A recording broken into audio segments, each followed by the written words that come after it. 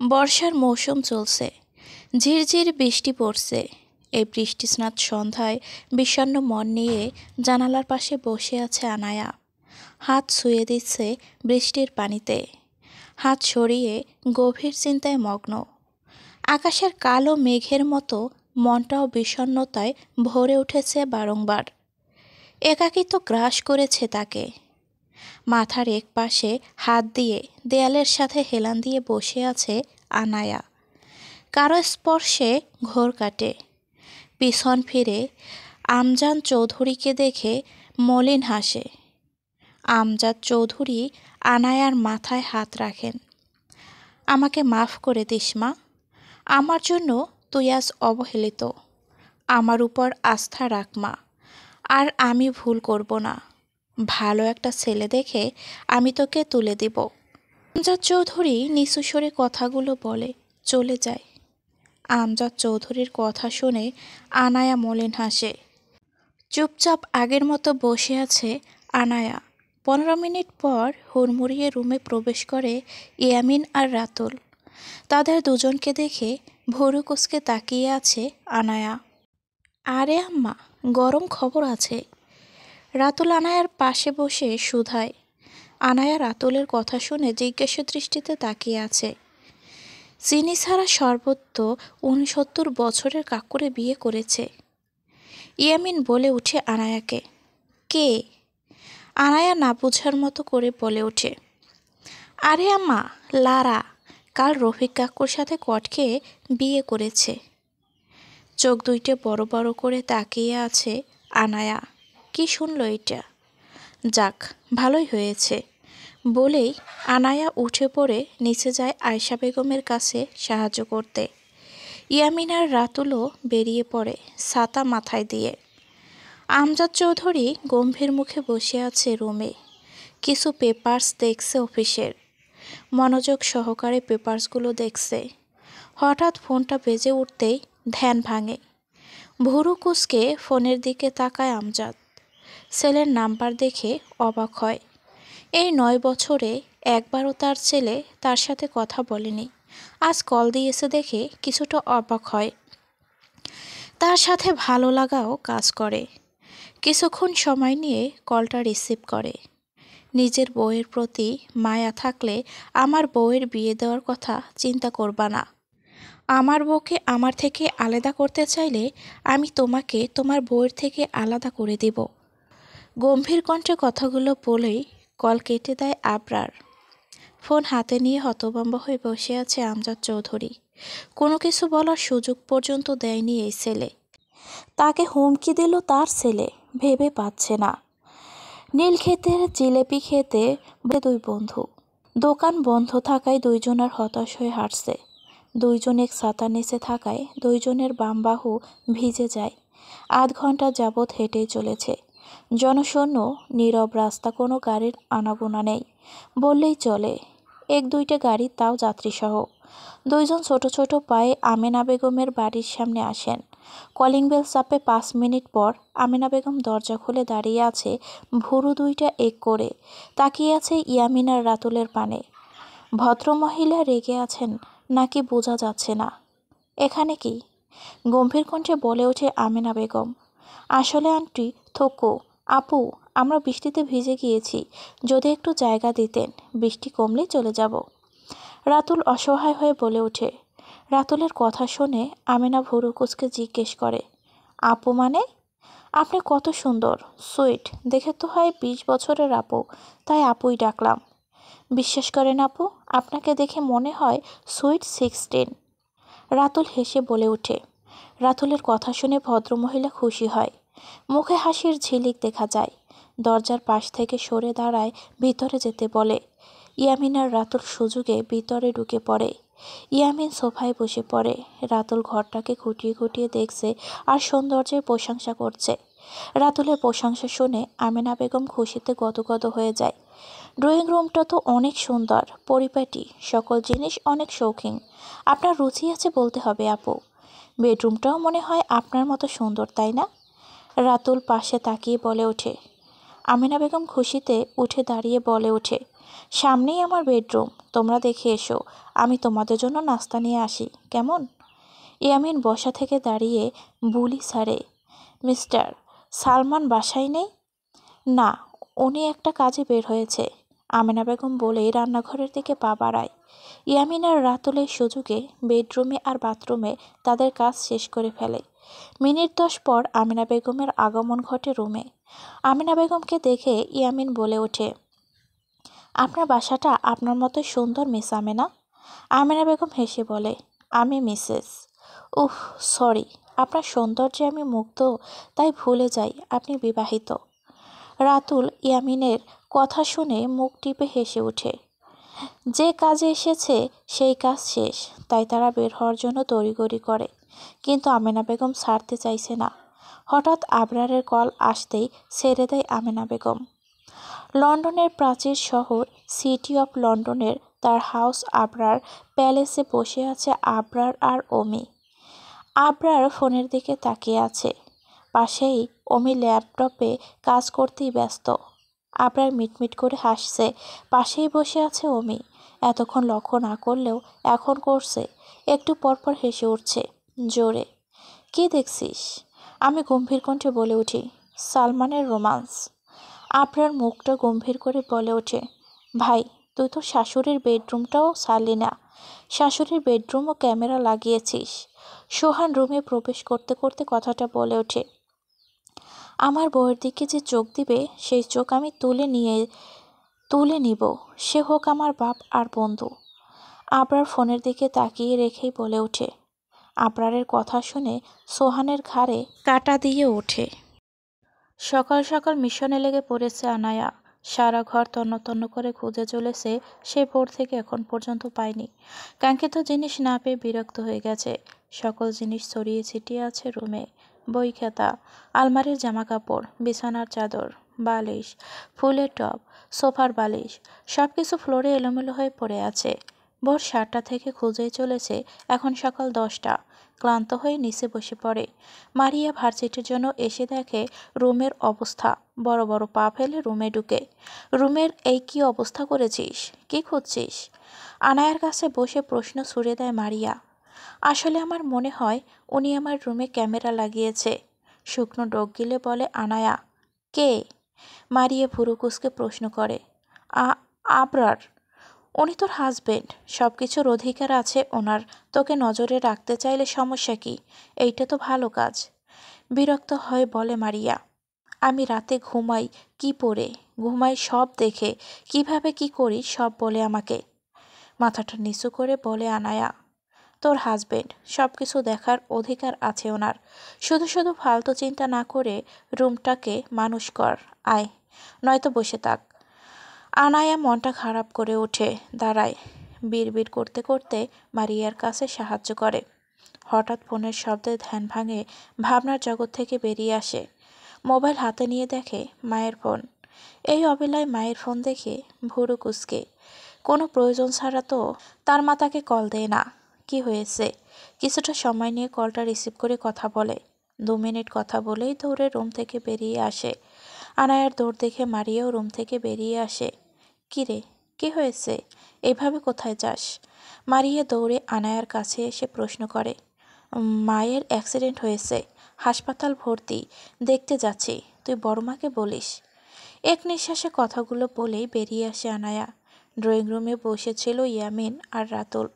আনায়াকে এইভাবে দৌড়ে বের হতে দেখে রাতুল মারিয়াকে ডেকে ওঠে। এই ডারি রিয়া। নাকমুখ কুঁচকে তাকায় মারিয়া।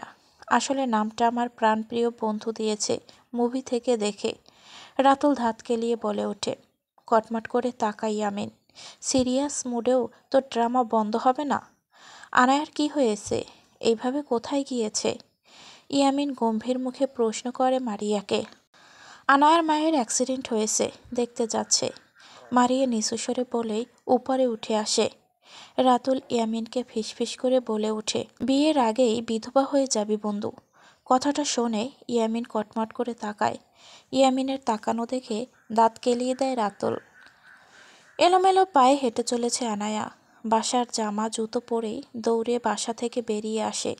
চোখ দিয়ে পানি গড়িয়ে পড়ছে। একটু পর পর হাতের উল্টো পিঠ দিয়ে মুছে দিচ্ছে, তাও বারবার পানি দিয়ে ভরে উঠছে চোখ। আল্লাহ, এই পৃথিবীতে আমার আপন বলতে আমার মা আছে। তুমি আমার মাকে ডাকের থেকে বঞ্চিত করো না। এত নিষ্ঠুর হইও না আমার প্রতি। একা একা হাঁটছে আর বলছে, মা খারাপ হলেও সন্তানের জন্য খারাপ না। এই পৃথিবীতে মা হলো শ্রেষ্ঠ মানুষ। সবাই খারাপ বললেও সন্তান কখনো খারাপ বলতে পারবে না মাকে। এলোমেলো পায়ে হাঁটছে আর কথাগুলো আওড়াচ্ছে। রাস্তা যেমন শেষই হচ্ছে না। প্রায় 30 মিনিট হাঁটার পর ঢাকা মেডিকেলের সামনে দাঁড়ায়। হঠাৎ একটা কালো রঙের মাইক্রোবাস সামনে দাঁড়ায়, রাস্তা ব্লক করে। মাইক্রোবাস থেকে 2জন লোক বেরিয়ে আসে। আনায়ার নাক মুখ চেপে ধরে। কিছু বোঝার আগেই অজ্ঞান হয়ে ঢলে পড়ে আনায়া। 20 তলা বিশিষ্ট বিল্ডিংয়ের সবার উপরে বিলাসবহুল রুমে বসে আছে আবরার। তার সামনে বসে আছে মেলিসা খান। আজকে বড় একটা কন্ট্রাক্টে সাইন দেওয়ার কথা আবরারের, সেই জন্যই বসে আছে মেলিসা। আবরারের মনোযোগ মোবাইলের দিকে। আনায়ার কাণ্ড দেখতেই ব্যস্ত। ঘন চাপদাড়ির ভিতর গোলাপি অধর দুইটা একটু ফাঁক করে সাদা দাঁতগুলো হালকা দেখা যাচ্ছে। সামনে বসে থাকা রমণী মুগ্ধ নয়নে তাকিয়ে আছে তার পানে। মানুষটার হাসি এত সুন্দর। মানুষটা হাসে না, মানুষটা কি জানে তাকে হাসলে কত সুন্দর লাগে। সবসময় গম্ভীর মুখে থাকে। আনমনে মুগ্ধ চোখে দেখছে আবরারকে। আবরার ফোন হাত থেকে নামিয়ে সামনে বসে থাকা রমণীর দিকে তাকায়। মোটা ভুরু দুইটা আড়াআড়ি করে তাকায় মেয়েটার পানে। মিস মেলিসা, গম্ভীর কণ্ঠে বলি সারে আবরার। আবরারের ডাকে ধ্যান ভাঙে। এখানেই সাইন দেন। আবরার সাইন করে গা এলিয়ে দেয় চেয়ারে। মেলিসা পেপার হাতে নিয়েই আবরারের হাত ধরে ফেলে। কারো স্পর্শে হাতের দিকে তাকাতেই দেখছে মেলিসা হাত ধরে আছে। বুড়ো কুচকে তাকায় সামনে বসা রমণের দিকে। আবরারের তাকানো দেখে মলিন হাসে মেলিসা। কাল আমাকে একটু সময় দিবেন? দাঁড়িয়ে বলে ওঠে মেলিসা। হোয়াই? বুড়ো কুচকে প্রশ্ন করে। কিছু কথা ছিল। আবরার প্রশ্নসূচক দৃষ্টিতে তাকায়। বিজনেসের ব্যাপারে কথা বলবো। পাপাও থাকবে। এই ঠিকানায় চলে আসবেন কাল সন্ধ্যায়। একটা ব্ল্যাক কার্ড এগিয়ে দেয় মেলিসা। ওকে। আবরার ছোট করে বলে ওঠে। মেলিসা একটা সুন্দর হাসি উপহার দিয়ে বেরিয়ে আসে। চোখ বন্ধ করে চেয়ারে গা এলিয়ে দেয় আবরার। আনায়ার মায়াভরা মুখটা ভেসে ওঠে চোখে। ফোনটা বের করে ওয়ালপেপারের দিকে তাকিয়ে থাকে। কিছুক্ষণ পর পর কয়েকটা চুমু খায় ফোনে। আমি আসছি প্রাণ পাখি, খুব শীঘ্রই আসব। সকল অপেক্ষার অবসান ঘটিয়ে তোমাকে আমার করে নিব। বিড়বিড় করে কথাগুলো বলে আবরার ছোট ছোট পায়ে রুমের দিকে গেল। বড্ড ক্লান্ত এখন, একটু বিশ্রামের দরকার। হাত পা বাঁধা আয়ানার। পুরাতন একটা বিল্ডিংয়ে বেঁধে রেখেছে অন্ধকার রুম। সে বুঝে উঠতে পারছে না কেন ওইখানে এনেছে তাকে। সামনে একজন লোক বসে আছে, তাকে চিনে না আয়ানা। আমাকে প্লিজ ছেড়ে দেন, আমার মা হাসপাতালে ভর্তি। প্লিজ আমাকে যেতে দেন। আমার মায়ের কিছু হয়ে গেলে আমার আর কেউ থাকবে না এই পৃথিবীতে। কান্না মিশ্রিত কণ্ঠে বলে ওঠে আনায়া। সামনে থাকা ব্যক্তি বাঁকা হাসে। তার পিছনে দাঁড়িয়ে আছে সালমান। তাকে দেখে চোখ ছানাবড়া হয়ে গেল আনায়ার। আঙ্কেল আপনি? অবিশ্বাস্য কণ্ঠে বলে ওঠে। হে মামুনি, তোমার একটা সাইন দরকার, তুমি করে দাও, তাইলে তোমাকে তোমার মায়ের না বাবার কাছে পাঠাবো। বলে শব্দ করে হেসে ওঠে সালমান। আমি সাইন করব। আমার আবরারকে শুধু আমার একটা পিক দেন এই অবস্থার। একটা পিক দেন, তাহলে আমি সাইন করব। আপনি যেখানে বলবেন সব জায়গায় সাইন করব। মুচকি হেসে কথাটা বলে আনায়া।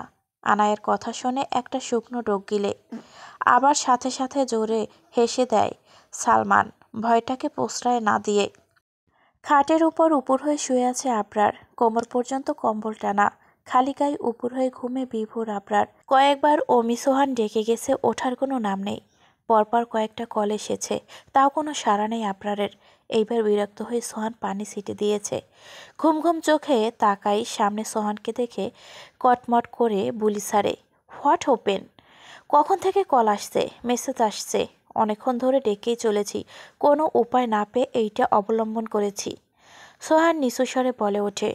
আবরার আবার উপর হয়ে শুয়ে পড়ে। সামনে ফোনটা ধরে। ফোনের স্ক্রিনে ভেসে ওঠে দুইটা পিক, একটা ভিডিও, যা দেখে ঘুমের ঘোর সম্পূর্ণ ভেঙে যায়। আনায়ার হাত পা চেয়ারের সাথে বেঁধে রেখেছে। চোয়াল শক্ত হয়ে যায় আবরারের। দাঁতে দাঁত চেপে ধরে। তোকে তো আমি কুত্তো দিয়ে খাওয়াবো বলেই উঠে পড়ে ফ্রেশ হতে চলে যায়। বাথটাবের ঝর্ণার নিচে দাঁড়িয়ে আছে, চোখে ভিডিওগুলো ভাসছে। আমার প্রাণ পাখির দিকে চোখ দিলেও আমি চোখ তুলে নেই। আর তুই তাকে বন্দি করে রেখেছিস, একা একা বলেছে। ফ্রেশ হয়ে বের হয়ে বাঁকা হেসে ফোন থেকে কিছু ভিডিও সেন্ড করে আমেনা বেগমের ফোনে। আমার প্রাণ পাখির শরীরে চুল পরিমাণের আঁচ লাগলে এইগুলো সোশ্যাল মিডিয়াতে ভাইরাল করে দেব। ছোট্ট করে ট্যাক্স পাঠিয়ে ফোনটা ছুঁড়ে মারে বিছানায়। কভার থেকে কাপড় বের করে রেডি হতে থাকে আবরার। ড্রেসিং টেবিলের সামনে দাঁড়িয়ে চুল ঠিক করে, নীল রঙের কিছু জেল হাতে নিয়ে চুলে মালিশ করে। সম্পূর্ণ মনোযোগ। আয়নায় ছোট ছোট পা ফেলে রুমে প্রবেশ করে সোহান। মিটিমিটি হাসছে সোহানের হাসি দেখে বুড়ো কুঁচকে তাকায় আবরার। আবরারের তাকানো দেখে সোহান মুখ খোলে।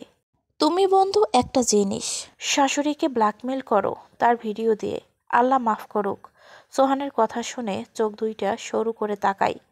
আমাকে রাতুল কল দিয়েছে, ওইসব জানিয়েছে। বাচ্চা দুইটাকে রাতুল ইয়ামিন বন্দি করে রেখেছে বাংলাদেশ। ব্রেক করবি? সোহান আবরারের সামনে দাঁড়িয়ে বলে ওঠে, না আমার কাজ আছে। সাউথ কোরিয়ান যাচ্ছি, রেডি হয়ে আয়। ওদের যা করার আমি এইখান থেকে করতে পারবো। চামচেকা মারার জন্য আমাকে বাংলাদেশ যেতে হবে না। হাতে ঘড়ি পড়তে পড়তে বলে আবরার। আবরারের কথা শুনে সোহান চুপচাপ বের হয়ে যায়। অমি আগে থেকেই ওইখানে বিশেষ একটা মিটিং আছে, তাই অমিকে রেখে এসেছে। সকাল সকাল বের হয়েছে আমেনা বেগম। উদ্দেশ্য আনায়ের কাছে যাবে, সব কিছু নিজের নামে লিখিয়ে নেবে বলে সব কিছু রেডি করে নিয়ে বের হয়। সালমানের নামে যা সম্পত্তি আছে তা আবরার তার নিজের নামে করে নিয়েছে, তাই ভেবে রেখেছে আনায়ার কাছে গিয়ে তাকে অত্যাচার করে আবরারের কাছে পাঠিয়ে ব্ল্যাকমেল করে সব কিছু নিজের করে নেবে। এইসব কিছু ভাবছে গাড়িতে বসে যে আমি আটকা পড়ে গেছে। মোবাইলের টাংটং শব্দে বিরক্ত হয়। সেম কোম্পানির মেসেজ ভেবে গুরুত্ব দেয় না। পরপর কয়েকবার শব্দে ফোনের স্ক্রিনে তাকায়। মোবাইলের স্ক্রিনে ভেসে ওঠা ভিডিও দেখে গা শিউরে ওঠে, চোখ দুইটা সানাবড়া হয়ে যায়। আমেনা বেগম আর সালমান সাহেবের বিশেষ মুহূর্তের ভিডিও। চোখের কোণে পানি জমে ওঠে। পাশের মেসেজ দেখে আরও আটকে ওঠে। চোখের পানি সেরে ছোট স্বরে বলে ওঠে, মেয়ের জামাইয়ের কাছেও সম্মান থাকলো না, আমার সম্মান নিয়ে খেলা করছে। ততক্ষণে সালমান সাহেবের কাছে কল দেয় আমেনা বেগম। পরপর কয়েকবার কল দিয়েও কোনো কাজ হয় না। আমেনা বেগমের আর বুঝতে বাকি নেই ওই দিন কেন রাতুল আর ইয়ামিন তার বাসায় যায়। সালমানের কোনো রেসপন্স না পেয়ে কাঁপা কাঁপা হাতে আবরারের উদ্দেশ্যে মেসেজ টাইপ করে, বাবা আমি তোমার মায়ের মতো, এসব করো না, আনায়াকে ছেড়ে দিব, তুমি ভিডিওগুলো ডিলিট করে দাও। মিনিট খানেক পরে আবরারের মেসেজ আসে, এই পৃথিবী বউ ছাড়া কোনো নারীকে চিনি না আমি এত ভালো মানুষ নয়, পরবর্তীতে আমার পাখির দিকে তাকানোর আগে আমার কথা স্মরণ করবেন। ঘাম ছুটে যায় আমেনা বেগমের। এ কেমন পাগলের কাছে মেয়েকে দিয়েছে। আবরারের সাথে মেসেজ টাইপ করার টাইমে সালমানের কল আসে। তাড়াহুড়ো করে কল রিসিভ করে। গর্ধব কোথাকার, কখন থেকে কল দিয়ে যাচ্ছি, কোথায় ছিলে? ঝাড়ি দিয়ে বলে ওঠে আমেনা বেগম। আনায়ার জ্ঞান ফেরানোর চেষ্টা করছি, খেয়াল ছিল না।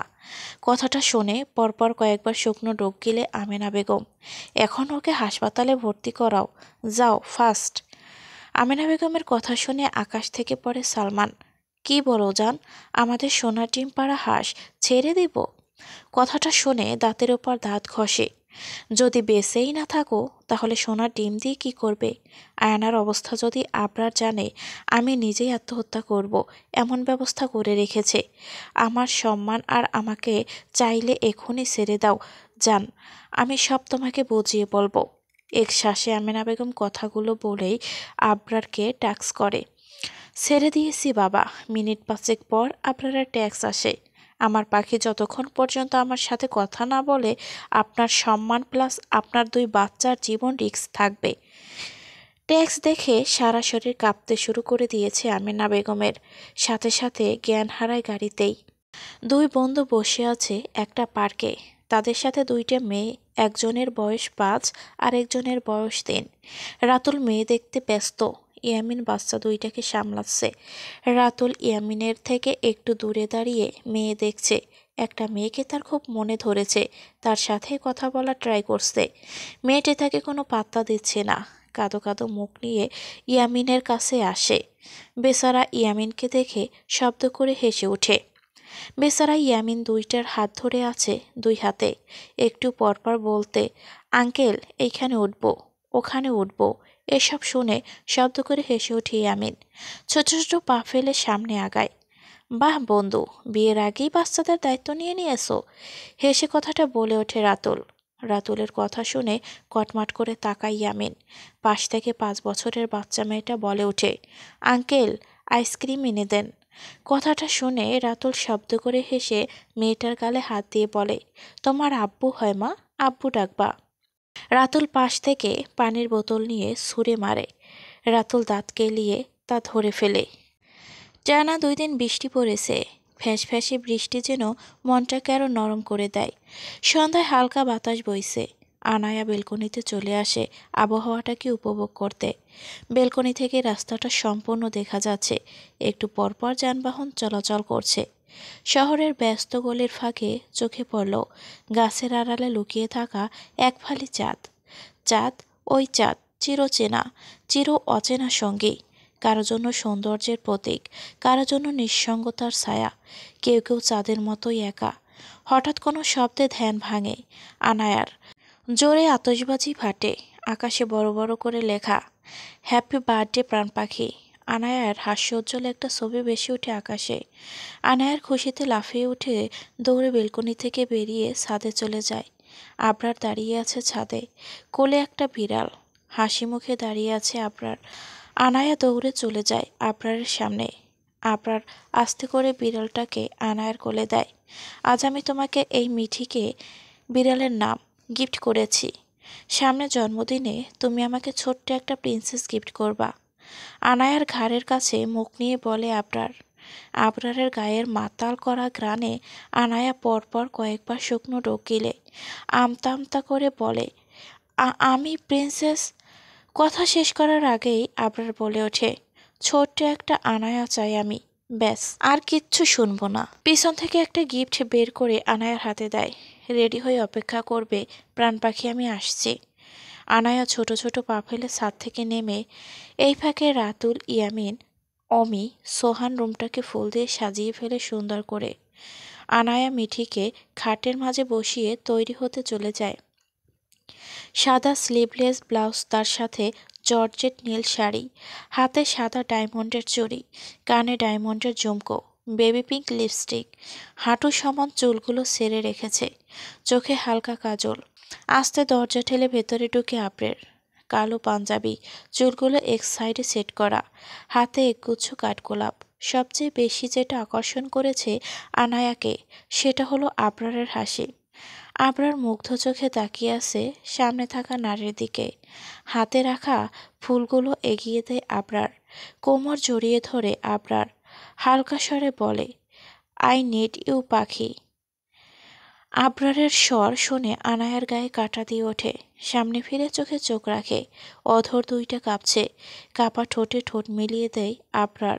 দীর্ঘ চুম্বনের পর ঠোঁট ছাড়া। পাখি আর সহ্য হচ্ছে না আমার। পা যে কোলে তুলে ফেলে।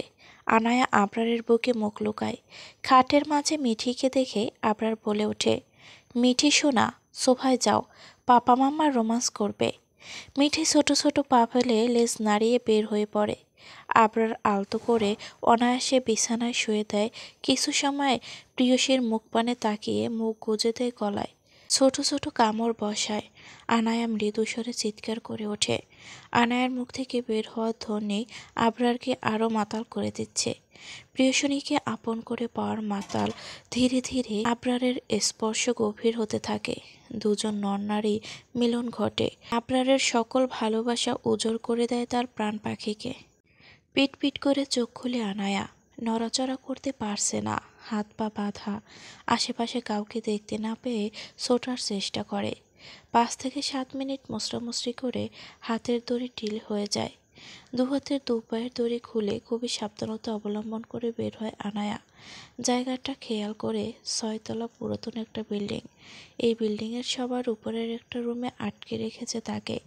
জায়গাটা খুব পরিচিত লাগছে আনায়ার। মনে করতে পারছে না এত মনে করার সময় নেই, পালাতে হবে এখান থেকে, পরে দেখা যাবে। আপনার উপর আস্থা রেখেছিলাম আমি, আর আপনি আমাকে ধোঁকা দিলেন। উপর থেকে নিচে নামতে নামতে আওড়াচ্ছে কথাগুলো। 6 তলার সিঁড়ি বেয়ে নিচে নেমে হাঁপাতে থাকে। আশপাশ দেখে বুঝতে বাকি নেই যে সন্ধ্যা নেমেছে। সে সকালে বের হয়েছে, এখন রাত। পেটে কিছুই পড়েনি, তার উপরে 6 তলার উপর থেকে নিচে নেমেছে। শরীর দুর্বল হয়ে যায়, পা দুটো অবশ হয়ে গেছে, গা গুলিয়ে আসছে মনে হচ্ছে। রাস্তার কিনারে দেয়াল ঘেঁষে দাঁড়িয়ে আছে আনা। গা গুলিয়ে বমি করে দেয়, মাথা ঘুরে পড়ে যায়, অচেতন হয়ে পড়ে আছে রাস্তায়। আশেপাশে তেমন মানুষ না থাকায় কেউ এগিয়ে আসেনি। 1 ঘন্টা যাবৎ অচেতন হয়ে পড়ে আছে আনায়া, কেউ এগিয়ে আসেনি। শুনশান নীরব রাস্তা। শেষে হেঁটে বাসায় ফিরছে আলিফ। হঠাৎ সামনে কাউকে শুয়ে থাকতে দেখে ভয় পেয়ে যায়। এই রাস্তায় সন্ধ্যার পর সচরাচর কেউ আসে না। বিকল্প রাস্তা হিসেবে দিনের বেলা চলাচল করে সবাই। বাড়ি ফেরার তাড়ায় বিকল্প রাস্তায় আসে আলিফ। সামনে কারো ছায়া দেখে ভয় পেয়ে যায়, কাপা কাপা পায়ে সামনে আগায়। সামনে হাত পা ছড়িয়ে পড়ে আছে আনায়া। বিস্ময়ের চরম পর্যায়ে পৌঁছে যায় আলিফ। কয়েকবার ডাক দেয়, কোনো সাড়া শব্দ না পেয়ে পাজা কোলে তুলে নেয়, বড় বড় পা ফেলে সামনে আগায়। চোখে পানি চিকচিক করছে। সামনে রাস্তায় এসে গাড়ি পেয়ে যায়, উদ্দেশ্য হাসপাতাল। গাড়িতে বসেই পরপর কয়েকবার কল করে মারিয়ার কাছে। কল না ধরায় ভীষণ বিরক্ত আলিফ। মারিয়ার কোনো রেসপন্স না পেয়ে আয়শা বেগমের উদ্দেশ্যে কল দেয়। পরপর 2বার রিং হতেই কল ধরে আয়শা বেগম। আলিফ হাসপাতালে আসার কথা বলেই কল কেটে দেয়। আলিফের বাঁ পাশে মাথা এলিয়ে রেখেছে আনায়াকে। চোখে পানি চিকচিক করছে।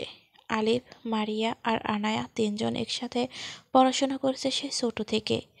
বড় হয়েছে আনায়ার সকল বিপদ আপদ ভাইয়ের মতো ডাল হয়ে দাঁড়িয়েছে আলিফ।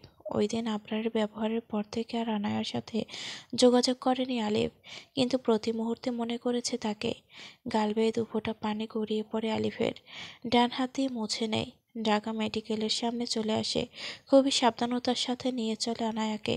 তার 15 থেকে 20 মিনিট পর চলে আসে আয়েশা বেগম আর আমজাদ চৌধুরী। আলিফ মাথা নিচু করে বসে আছে চেয়ারে। আলিফের পাশেই বসে আমজাদ চৌধুরী। কি হয়েছে জিজ্ঞেস করতে আলিফ সব খুলে বলে। রাস্তায় পড়েছিল, ওইখান থেকে নিয়ে আসছে। মাথা নিচু করেই জবাব দেয় আলিফ। আমজাদ চৌধুরী চুপচাপ বসে আছে, সামনের রুমের দিকে তাকিয়ে। আধ ঘন্টা পর ডাক্তার বের হয় রুম থেকে। বড় বড় পা ফেলে ডাক্তারের সামনে যায় আমজাদ চৌধুরী। কি হয়েছে আমার মেয়ের? উদ্বিগ্ন হয়ে প্রশ্ন করে আমজাদ চৌধুরী। তেমন কিছু না, সারাদিন না খাওয়াতে এরকম হয়েছে। ওহে, আর একটা কথা, আপনার মেয়ে সবসময় কিছু নিয়ে ডিপ্রেশনে থাকে, তাকে টেনশন ফ্রি রাখবেন। এত কম বয়সে এইগুলি শরীরের জন্য খারাপ। ডাক্তার তার মতো কথাগুলো বলে সাইড কেটে চলে যায়। তোমার ছেলের জন্য আজকে মেয়েটার এই অবস্থা। সুস্থ হোক, তারপর আমি ভালো একটা ছেলে দেখে বিয়ে দেব। এখন আর এই ভুল আমি করব না। তার বাবার থেকে সব দায়িত্ব আমি নিয়েছি। মেয়েটাকে সুস্থ সুন্দর একটা জীবন দেব আমি। এর মধ্যে যদি তোমার ছেলে আসে, তার ফল খুবই খারাপ হবে। আয়েশা, আমি বলে দিলাম। আমজাদ চৌধুরীর রাগে ঝাঁঝালো কণ্ঠে কথাগুলো বলে বের হয়ে আসে হাসপাতাল থেকে। আয়েশা বেগম শুষ্ক মুখে পা বাড়ায় আনায়ার উদ্দেশ্যে। ডান পাশে মাথার নিচে হাত রেখে হাতে শুয়ে আছে আনায়া। চোখ থেকে পানি ঝরছে, নিচের ফ্লোরে তাকিয়ে আছে এক ধ্যানে। কি ভাগ্য আমার, যা চাই তাই হারাই। মুখ ফুটে কথাটা বলে আনায়া। আয়েশা বেগম দরজায় দাঁড়িয়ে শ্রাবণ করে কথাটা তার কলিজাটা ধক করে ওঠে। গাড়ি থেকে নামে আবরার। তার এক পাশে অমি, আরেক পাশে সোহান। অমির মুখের ভাব স্বাভাবিক, সোহানের মুখে বিরক্তের ছাপ স্পষ্ট। 3 বন্ধু একই গেটআপে এসেছে। সাদা শার্ট ইন করে পরা, তার উপর কালো ব্লেজার, হাতে কালো ওয়াচ, কালো চশমা। আবরারের এলোমেলো চুলগুলো সামনে পড়ে আছে, তার জন্য আরও বেশি আকর্ষণ লাগছে তাকে। আবরার আগে আগায়, তার পিছন পিছন অমি আর সোহান জায়গায় দাঁড়িয়ে আছে। সোহানের মতে আজকে মেলিসা সোহানকে আবরার আদর করবে, তাই সে আর এগোতে চাচ্ছে না। কিন্তু অমি আবার এসে সোহানকে জোর করে নিয়ে যায়। মেলিসা খান আর তার বাপ এলিন খান বসে আছে রেস্টুরেন্টে। দীর্ঘ 2 ঘন্টা যাবৎ বসে আছে মেলিসা তার বাবাকে নিয়ে। এত অপেক্ষার অবসান ঘটিয়ে অবশেষে আবরারের দেখা মিলেছে। সামনে বরাদ্দকৃত চেয়ারে বসে পড়ে আবরার তার পাশেই দাঁড়িয়ে আছে আমি আর সোহান। মেলিসা মুগ্ধ চোখে তাকিয়ে আছে আবরারের পানে, আর আবরার তাকিয়ে আছে মোবাইলের পানে। সকলেই নীরব। মেলিসার তাকানো দেখে সোহান মনে মনে আওড়ায়, আহারে বেচারি তার জমকে কি সুন্দর দেখছে। পাশ থেকে অমির ধাক্কায় ধ্যান ভাঙে। আমার সময়ের অনেক দাম, শুধু শুধু এখানে বসিয়ে রাখার মানে নেই। আবরার ঝাঁঝালো কণ্ঠে বলে ওঠে। এলিন খান মুখ খুলে, মিস্টার আবরার, আমি চাই তুমি খান গ্রুপের দায়িত্ব নাও, আমার কোম্পানিটাও তুমি হ্যান্ডেল করো। এলিনের কথায় অমি আর সোহান আবরারের পানে তাকায়। তারা জানতো এমন কিছু বলবে। আবরার স্বাভাবিকভাবে তাকিয়ে আছে। আমার ব্যবসা কি তোর বাপ দেখবে? দাঁতের উপর দাঁত চেপে বলে ওঠে আবরার। আবরারের কথা শুনে মেলিসা দাঁড়িয়ে যায়। সম্মান দিয়ে কথা বলো আবরার, উনি তোমার বড়। আর আমার কথাটা শোনো, যে আশায় আমার পিছনে লেগেছো এসব ভুলে যাও শোনা। তোমার বাবা মেয়ে দুইজনের জন্যই ভালো হবে। ঝাঁঝালো কণ্ঠে বুলি সেরে গট পায়ে বের হয়ে আসে। অমনি আজ মন মেজাজ ভালো না, তার উপর এই উটকো ঝামেলা। বের হতে হতে বলে আবরার। পাশ থেকে অমি বলে ওঠে, কেন ব্রো, কি হয়েছে? আজ সারাদিন প্রাণ পাখির দেখা মেলেনি। এই রাতুল আর ইয়ামিনকে তুলে নিয়ে আয়। দুই বন্ধু রাস্তা দিয়ে হেঁটে চলেছে, মাত্রই পার্ক থেকে বের হয়েছে। ইয়ামিনের দুই হাতে দুইটা বাচ্চা ধরে আছে, পাশে রাতুল হাসছে। একটু পরপর রাতুল ইয়ামিনের গায়ে ডলে পড়ে। ৫ কি ৬ বার এমন করেছে। তার এহেন কাণ্ডে মহাবিরক্ত ইয়ামিন দাঁত চেপে চিৎকার করে ওঠে, তোর সমস্যা কি? এভাবে গায়ে পড়ছিস কেন? আমার ক্রাশকে তো তোরা কর দিয়ে বিয়ে দিয়েছিস। অনেকদিন যাবৎ তার মুখখানা দেখি না, খুব দেখতে ইচ্ছে করছে। মুখটা অসহায় করে বলে ওঠে রাতুল। ইয়ামিন ভুরু কুচকে তাকায়, কে তোর ক্রাশ? লারা সোনা। মুখটা অসহায় করে বলে ওঠে রাতুল। তার কথা শুনে হু হু করে হেসে ওঠে ইয়ামিন। চল যাই। বস্তির মধ্যে ঢুকে পড়ে দুই বন্ধু। এক বাচ্চা মেয়েকে জিজ্ঞাসা করে, সামনে আগায়। সামনের ঘরে বসে আছে লারা, লাকড়ির চুলায় কিছু রান্না করছে। জামায় কালো কালি, তা দেখে মুখ টিপে হেসে ওঠে রাতুল। সামনের দিকে গিয়ে ডেকে ওঠে রাতুল, লে লারা, চিনি সারা। হঠাৎ কারো ডাকে পিছনে ফেরে লারা। রাতুল আর ইয়ামিনকে দেখে ভুরু কুচকে তাকায়। কি অবস্থা, চিনি সারা শরবত? রাতুল মুখ টিপে হেসে বলে। ইয়ামিন মুচকি হাসছে। ঘরের ভিতর থেকে একটা ৫৫ কি ৬০ এমন বছরের একটা মহিলা দুহাতে দুইটা চেয়ার নিয়ে বের হয়ে আসে। হাসিমুখে কথা বলে ইয়ামিন, ভালো আছেন আন্টি? লারার কি হন আপনি? আমিও সতেন।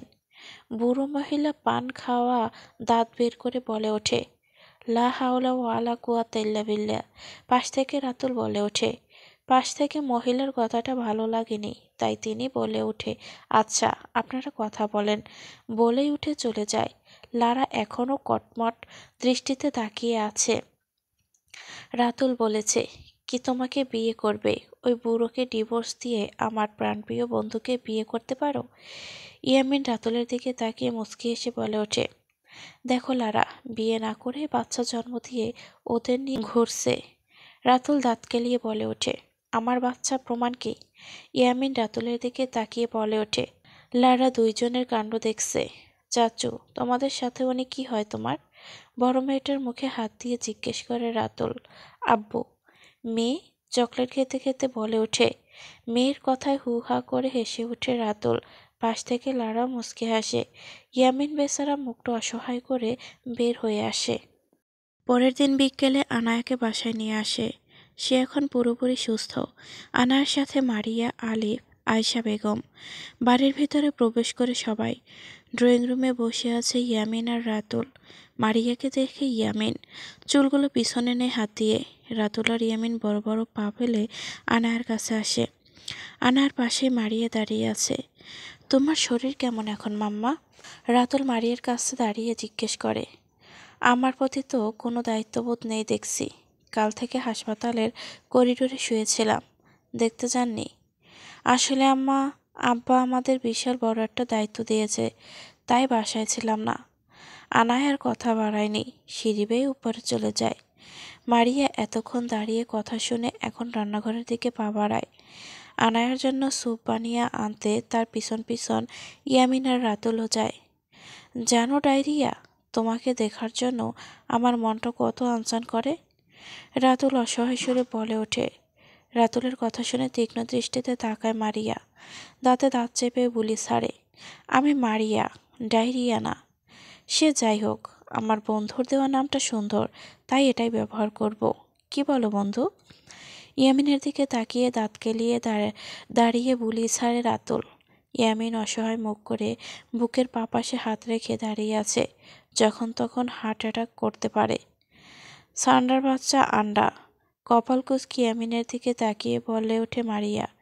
কি কি বললে ডায়রিয়া? আমি সান্ডার বাচ্চা আন্ডা? রাতুল জোরে বলে ওঠে। সাইড দেন হাউন আঙ্কেল। স্যুপের প্লেট হাতে নিয়ে বলে ওঠে মারিয়া। তার কথা শুনে হু হু করে হেসে ওঠে ইয়ামিন। ইয়ামিনের দিকে তাকিয়ে আছে রাতুল। শোনো ডায়রিয়া, আমার মন হাউন আঙ্কেলের মতো ছোট না, অনেক বড়। মারিয়া আর দাঁড়ায়নি, বড় বড় পা ফেলে বের হয়ে আসে রান্নাঘর থেকে। ইয়ামিন কটমট করে তাকানো দেখে রাতুল দাঁত কেলিয়ে দেয়। জানালার পাশে দাঁড়িয়ে আনায়া বাহিরের রাস্তার পানে তাকিয়ে আছে। কবে আপনার দেখা পাবো আমি? আপনার অপেক্ষায় আমি আজও অপেক্ষিত। মানুষ বলে অল্প চাওয়ার জীবন সুন্দর, কিন্তু আমার কপালে তো ওই অল্পটুকুই জোটে না। মৃদুস্বরে কথাগুলো বলে আনায়া পাশ থেকে আলিফ ছোট ছোট পায়ে এগিয়ে এসে মাথায় হাত রাখে। মন খারাপ করিস না আনি, ভাইয়া হয়তো কোনো কাজে আটকে গিয়েছে, চলে আসবে খুব শীঘ্রই। মলিন হাসে আনায়া। আমি হারিয়ে গেলে না, না আমাকে কেউ খুঁজবে, না আমার জন্য কেউ কাঁদবে, না কারোর কিছু হারাবে। বড্ড একা রে আলিফ, এই দুনিয়ায় বড্ড একা একটা মানুষ আমি। 2 দিন হাসপাতালে ভর্তি ছিলাম। না আমার জন্মদাত্রী মা দেখতে গিয়েছিলেন, না আমার প্রাণপ্রিয় স্বামী কোনো খোঁজখবর নিয়েছে আমার। কেউ আমার জন্য ভাবে না, কেউ না নেই আমার। আমি বড্ড একা। মাথাটা নিচু করে চোখের পানি ফেলছে আনায়া। আনায়ার কথাগুলো শুনে বুকটা কেঁপে উঠল আলিফের। আর একটু এগিয়ে এসে আনায়াকে শান্ত করার চেষ্টা করছে আলিফ। কারো কণ্ঠে আঁতকে ওঠে আনায়া। জামাইকে বিদেশ রেখে পরপুরুষের সাথে নষ্টামি করছিস? লীলা বেগম, লারার মা, রুমে ঢুকতে ঢুকতে শক্ত কণ্ঠে বলে ওঠে। আনায়ার আর আলিফ দাঁড়িয়ে যায়। আনায়া চোখের পানি হাতের উল্টো পিঠ দিয়ে মুছে নেয়। ছোট মা ও আলিফ, তুমি তো দেখছো আগে অনেকবার আমাদের বাসায় এসেছে, তাও কেন সব মিথ্যা অপবাদ আমার উপর দিচ্ছ? কোনো মিথ্যা অপবাদ দিচ্ছি না, একদম নাটক করবি না। জামাই বিদেশ, একটা বিবাহিত মেয়ে জামাই ছাড়া থাকতে পারে? পারে না। জামাই না থাকলে পরপুরুষের আশ্রয় নেই। আমাকে বোঝাতে আসবি না, আমি বাচ্চা না, ঠিক আছে?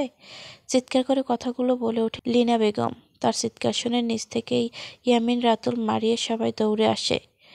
কি হয়েছে রে আনায়া? আয়েশা বেগম আনায়াকে জড়িয়ে ধরে প্রশ্ন ছুড়ে দেয়। আনায়া মাথা নিচু করে হেসকে দিচ্ছে, কোনো কথাই বলছে না, মাথা নিচু করে আছে। কি আর হবে, তোমার ছেলের বউয়ের প্রেমলীলা দেখি। জামাই নেই, পরপুরুষকে জড়িয়ে ধরে বসে আছে। ব্যঙ্গ করে কথাটা বলে লীনা বেগম। ছোটভাবে সহজ সরল মেয়েটার দিকে এমন কথা তুলো না। এসব কথা আপনার কানে গেলে রণক্ষেত্র বানিয়ে দেবে বাড়িটাকে। দীপ্তি বেগম বুবলি ছাড়ে। আলিফ এগিয়ে আসে। আমি আর এই বাড়িতে আসবো না। আমি চাই না আমার জন্য পবিত্র একটা মেয়ের জীবনে কলঙ্কের দাগ পড়ুক, বলেই রুম থেকে বেরিয়ে যায়। এখনও আনায়া হেসকে দিচ্ছে। মারিয়ে পানি খেতে দিয়েছে। ইয়ামিন আর রাতুল নীরব দর্শকের ভূমিকা পালন করছে। রাতুল কিছু বলতে নিলেও ইয়ামিন আটকে দেয়। আবরারকে না জানিয়ে কিছু বলতে চাচ্ছে না। আবরার যে সকল কিছু পরিদর্শন করেছে তাই ইয়ামিন আর রাতুল খুব ভালো করেই জানে। সারাদিনের কাজ শেষে একটু রেস্ট নিতে বসেছে আবরার। রুমে বসে আছে গায়ে এলিয়ে, সম্পূর্ণ মনোযোগ ল্যাপটপে। বাড়ির সকল কাণ্ড দেখতে ব্যস্ত। পাশেই অমি কাজ করছে। সোহান খাবার আনতে গিয়েছে নিচ থেকে। আবরার ছোট ছোট পায়ে রুমে চলে আসে। তার অফিসেই একটা পার্সোনাল রুম আছে। ধপ করে শুয়ে পড়ে। আনায়ার কথাগুলো শুনে হালকা হাসে। আমার অভিমানী পাখি, খুব শীঘ্রই আসবো আমি। সকল অভিমান ভুলিয়ে নিজের করে নিয়ে আসব। ল্যাপটপের হোম পেজে চুমো খায়। তাকিয়ে থেকে সুর তোলে আবরার। স্বপ্নে তার সাথে দেখা হয়। বসে বসে ভাবি একা একা, সে স্বপ্নে আসে তবু। আমার এই শূন্য বুকটা পূর্ণ করার জন্য তোমাকে দরকার প্রাণ পাখি। বলেই আবার ল্যাপটপ অন করে লীনা বেগমের কাণ্ড চোখে পড়ে। আনায়াকে দেখেছে এতক্ষণ, আনায়ার অভিমানী কথাগুলো 15বার দেখেছে আবরার, তাই আর লীনা বেগমের কাণ্ডগুলো চোখে পড়েনি। কটমাট করে তাকিয়ে আছে আবরার। মেয়েকে দূরে করেছি, এখনে আমার বউয়ের দিকে লেগেছে। একটার পর একটা আমার কপালে কেন আসে? ভালো হতে চাই, ভালো হতে দিবে না। দাঁতে দাঁত চেপে কথাগুলো বলেই কল করে ইয়ামিন আর রাতুলের উদ্দেশ্যে। গাড়ির স্টিয়ারিং শক্ত করে ধরে দাঁতের উপর দাঁত ঘষে যাচ্ছে আবরার। পাশে সোহান বসে আছে, চোখে মুখে ভয়ের ছাপ স্পষ্ট। কাঁপা কাঁপা হাত রাখে আবরারের বাহুতে, তাতে যেন আরো তেতে উঠে আবরার। রক্তভা চোখ নিয়ে থাকায় সোহানের পানে আবরারের তাকানো দেখে সোহান কেঁপে ওঠে। পিছনে অমি বসে আছে, চোখ সম্পূর্ণ ল্যাপটপের দিকে। মনে মনে অমিও ভয় পাচ্ছে, কিন্তু তা প্রকাশ করছে না। মন চাইছে এই মেলিসাকে সাপ্রাইতে। আবরার আর অমি, একজনের মেয়েদের থাপড়ানোর উপর পিএইচডি করা, আর একজনের গালি দেওয়ার উপর। খুব স্পিড গাড়ি চালানো শুরু করে আবরার। সোহান সিটের পাশে হাত দিয়ে জোরে চেপে বসে আছে, ভয়ে থামার জন্য বলতে পারে না। প্রায় 10 মিনিট পর অমির গম্ভীর আওয়াজ, রাগ একটু কমা ভাই, মাথা ঠান্ডা রেখে কাজ করতে হয়। পিছন ঘুরে অমির প্রাণে তাকায় আবরার। চটমট করে বুলি ছাড়ে, ওরে তোর সাথে বিয়ে দিয়ে দেই। আবরারের মুখে এই কথাটা আশা করেনি অমি। অবাক হয়ে তাকিয়ে আছে আবরারের পানে। পাশ থেকে সোহান মুচকি হেসে ওঠে, হোয়াট? মেয়েটাকে তোর মনে ধরেছে, তাই তুই ওর হয়ে সাফাই গাইছিস? পছন্দ না হলে তো এতক্ষণে কয়েকটা থাপ্পড়ের দাগ ওই মেয়ের গালে থাকতো। আমি এতক্ষণে বুঝেছি কেন আপনার এখনো তাদের উপর রেগে আছে। পাশ থেকে সোহান বলে ওঠে, অনেকদিন যাবৎ বিয়ে খায় না, আর তিনজন ঠিক জমবে না দ্বারা আমি রাতুল ইয়ামিনকে কল দেই, আর মেলিসার মায়ের সাথে তাকে। আবরার সোহানের দিকে তাকিয়ে গম্ভীর কণ্ঠে বলে ওঠে। মুখটা অসহায় করে বসে থাকে সোহান, আর কিছুই বলতে পরে আবার মুখের কথাটা সত্যি করে ফেলবে আবরার, তাই আর কথা বাড়ায়নি। অমি আর সোহান মাঝ রাস্তায় নেমে পড়ে, উদ্দেশ্য মেলিসার সাথে ইটিস পিটিস করা। আবরার সোজা অফিসে চলে যায়। দুপুর 3টায় চৌধুরী বাড়িতে দুপুরের খাবারের সময় এখন। সবাই একসাথে খেতে বসেছে টেবিলে। আয়েশা বেগম আর আনায়া খাবার পরিবেশন করতেই ব্যস্ত। আয়েশা বেগম অনেকবার আনায়াকে